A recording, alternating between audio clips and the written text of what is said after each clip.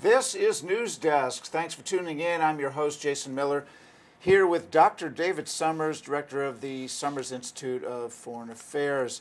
Now, today, just before we started taping, today is Tuesday, April 10th, Rick Santorum dropped out of the presidential race, which leaves Romney, Gingrich, Ron Paul, and President Obama, of course, as the men vying for the presidency. So that said, this show is dedicated to the top candidates, which would be the president versus Mitt Romney. So we're going to discuss all of their positions. Most people only know them by a few sound bites, what their issues are. But this will go through many of them point by point. So let's begin with an overview of, we'll say, the negatives of Romney. Now, this is a list provided by various sources. Quotes are by the Los Angeles Times, Meet the Press, Think Progress, USA Today, and several others. Here's what we have. Number one, Mitt Romney set up shell companies in the Cayman Islands and Bermuda to avoid paying U.S. taxes. His first budget as governor of Massachusetts included $240 million in fee increases. His plan for a middle-class tax cut provided zero benefits to almost three-quarters of the middle class.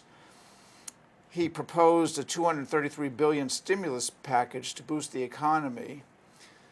Under his leadership, Massachusetts ranked 47 among 50 states in job creation. Massachusetts job growth was less than 1%, which is far behind the national average of 5%. Let's see. He defended his belief that we should consider a higher retirement age for Social Security and Medicare. Let's take a break from that because it's quite a list. Let's go over Mr. Obama's negatives. David, what would you say some of his list would be? Not only the folks that would tend to vote against Obama, but even those that would tend to side with him, their disappointments. Well, I think first among them is, of course, the great stimulus package failure. That is to say that it's quite clear that the huge stimulus has not really resulted in anything much happening in the economy. And therefore, he cannot run on that. That's a real difficulty.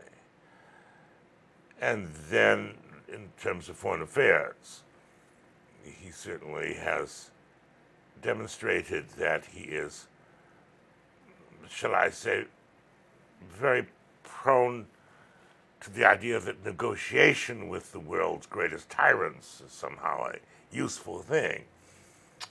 When he came into office, he of course said he would be happy to negotiate immediately with Ahmadinejad of Iran and with Chavez of Venezuela and various other virulently anti-American dictators in the world.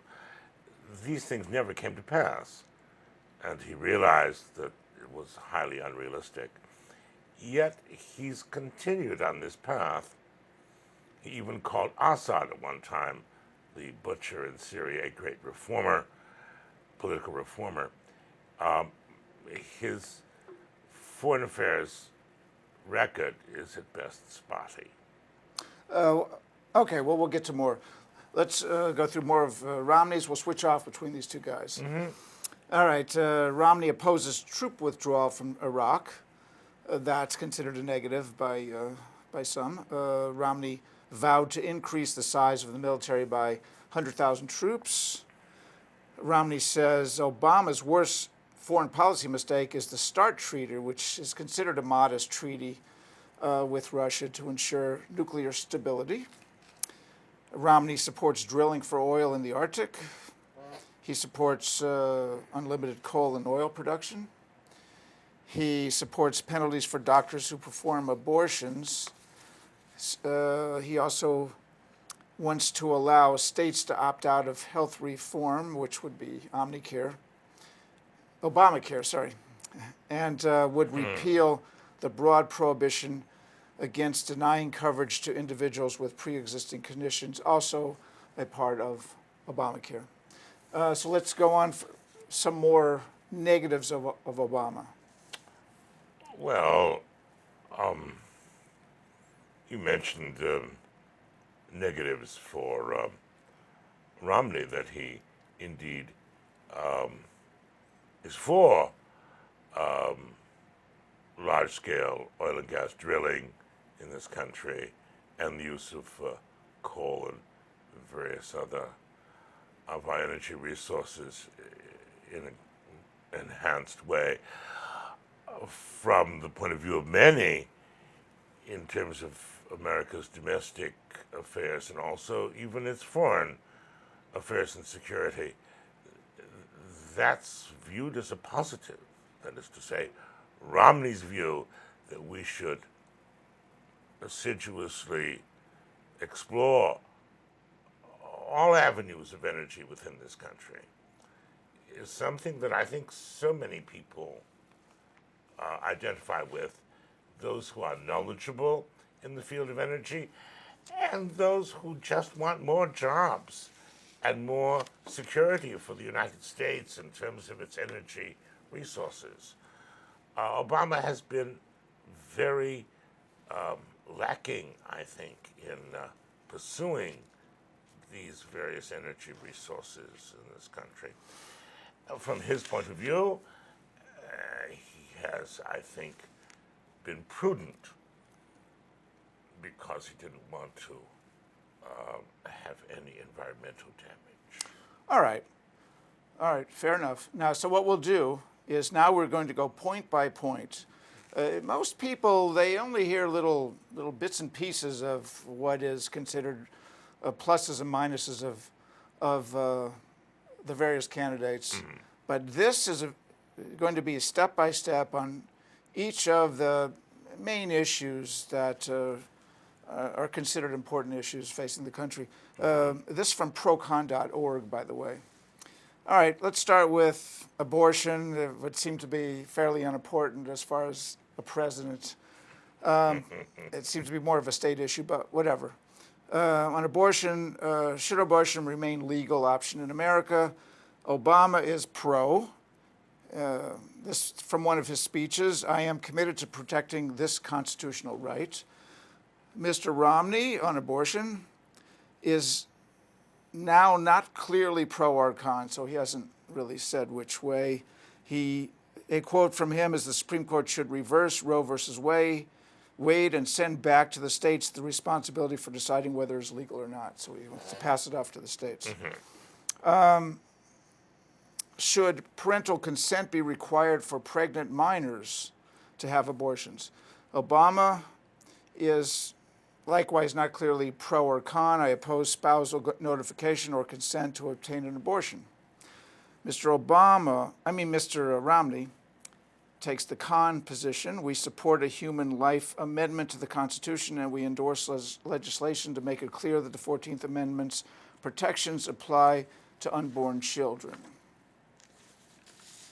Comments?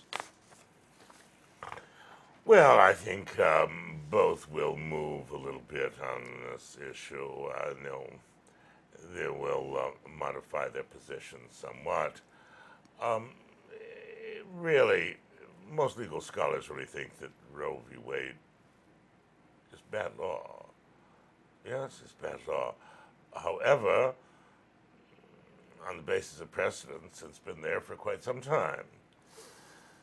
I don't truly think that Governor Romney would act to overturn it. In fact, it's not in his power anyway to overturn it. Right. So I think this is basically a moot point. Yeah, it's a side issue, it seems like. All right, let's get to the next one, which is criminal justice. Should felons be allowed to vote? Fair enough. Mr. Obama is pro that issue. I support restoration of voting rights for ex-offenders. Mr. Romney is con.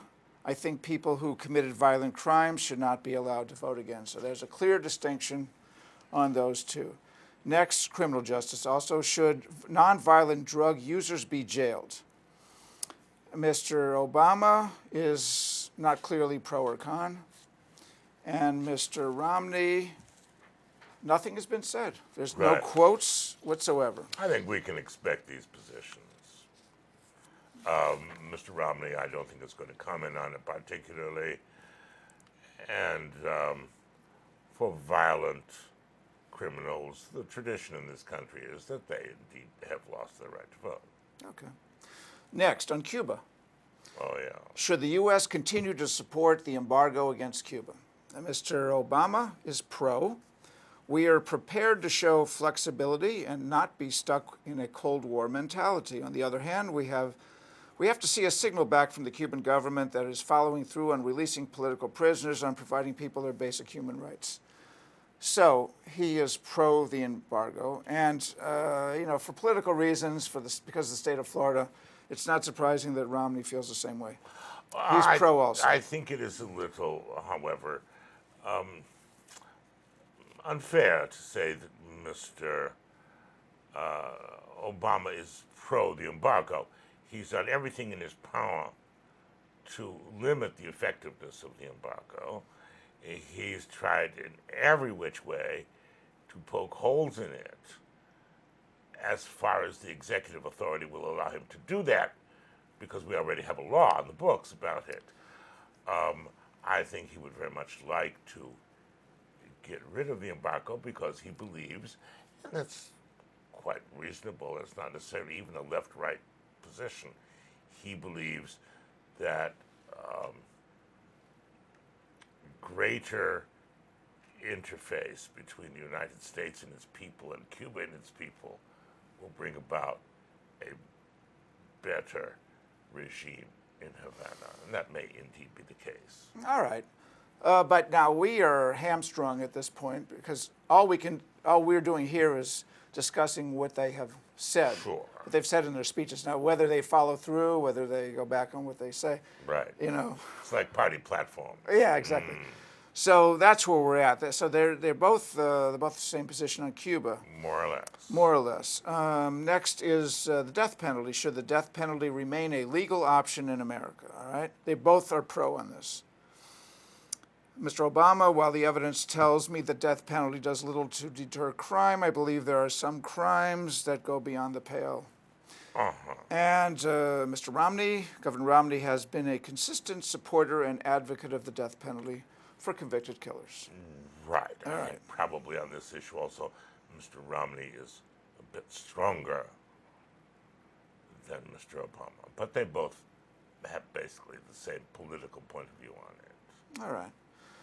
Next, on the economy, should Congress have increased the debt limit on August 2nd, 2011 to prevent the default? Mr. Obama is pro raising the debt limit, that is. Raising the debt limit does not allow Congress to spend more money. It simply gives our country the ability to pay the bills that Congress has already racked up. Okay? Mr. Romney, not clearly pro or con. All right. Next is, should the government continue to fund Fannie Mae and Freddie Mac? Okay, they're both the same. Not clearly pro or con. Yes. Both men. Next,